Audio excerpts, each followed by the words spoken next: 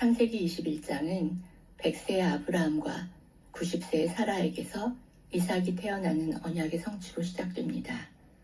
창세기 12장, 아브라함이 75세에 주신 약속, 그리고 15장에서 다시 한번 확인해 주신 그 언약입니다.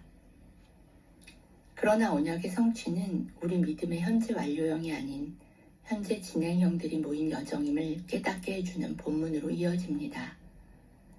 이삭이 젖을 땐 잔치를 여는 날 사레의 여종 하갈을 통해 아브라함이 86세에 얻은 이스마엘이 이삭을 놀리는 것을 본 사라는 아브라함에게 이 모자를 쫓아내라고 요구합니다.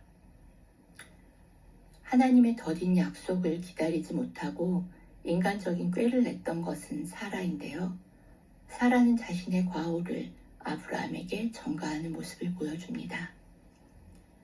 자신을 섬겼던 몸종과 그녀의 아이를 자신의 욕심의 도구로 이용하고 버리는 인간의 이기심이 보여집니다. 성경 속 내러티브들은 지금 현재를 살아가는 우리의 내면을 돌아보라고 이렇게 촉구합니다. 사실 사라의 이름은 사레였죠. 귀부인, 존귀한 어머니라는 뜻이었는데요. 하나님은 열국의 어머니라는 뜻의 사라로 이름을 바꾸어 주셨습니다. 물론 이삭으로부터 민족들이 시작되니 그녀는 열국의 어머니가 될 것이지만 어쩌면 부잣집 마나님, 노년에 얻은 이삭의 어머니로서만 살아갈 사레에게 이 땅의 모든 민족을 품고 어미의 영성을 가지라고 사라라는 이름을 주셨을 하나님의 마음을 헤아리지 못한 것은 아닐까요? 물론 이 질문은 사라에게만이 아닌 그리스도인으로 살아가지만 여전히 그리스도의 방식이 아닌 이 땅의 방식으로 살아가는 우리들이 스스로에게 던지는 질문이 되어야 할 것 같습니다. 이후에 창세기에서 사라의 이름은 다시 언급되지 않고 그녀는 127세에 생을 마감합니다. 그때 이삭의 나이는 37세였는데요. 그때까지도 이삭은 아내를 얻지 못합니다. 아브라함이 종을 시켜 리브가를 데려올 때 이삭이 나이가 40세였고 리브가를 맞을 때에도 자기 어머니 사라의 장막으로 인도하는 것으로 보아 어머니가 돌아가시고 3년 동안 장막에서 어머니를 애도한 것으로 보입니다. 어찌 보면 대단한 효심으로 보이는 이 사건은 훗날 이삭이 에서에게 그리고 리브가는 야곱에게 집착하고 편애하는 사랑의 방식을 보면서 건강한 부모의 사랑은 어떻게 자녀에게 흘러가고 유전되는지를 생각해 보게 하는 대목입니다. 그러나 하나님께서는 사라에게 쫓겨나 광야에서 굶주림으로 죽게 된 하갈과 이스마엘에게도 은혜의 샘물을 허락하십니다. 아브라함이 준 떡과 물 한 동이는 금방 바닥이 나지만 하나님의 은혜는 끝까지 모자를 지켜주어 한 민족을 이루십니다.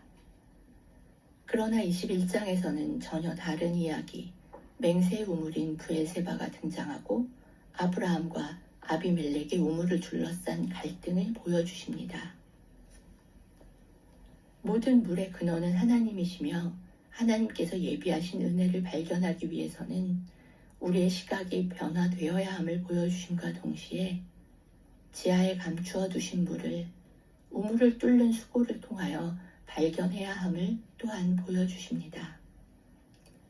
사라와 이삭, 그리고 하갈과 이스마엘의 갈등이 한 집안의 갈등이라면 아브라함과 아비멜렉의 갈등은 민족과 지역의 갈등을 대표하는 것입니다. 한 모자에게 준비된 샘물과 은혜의 우물을 뚫어 양보하고 떠나는 아브라함.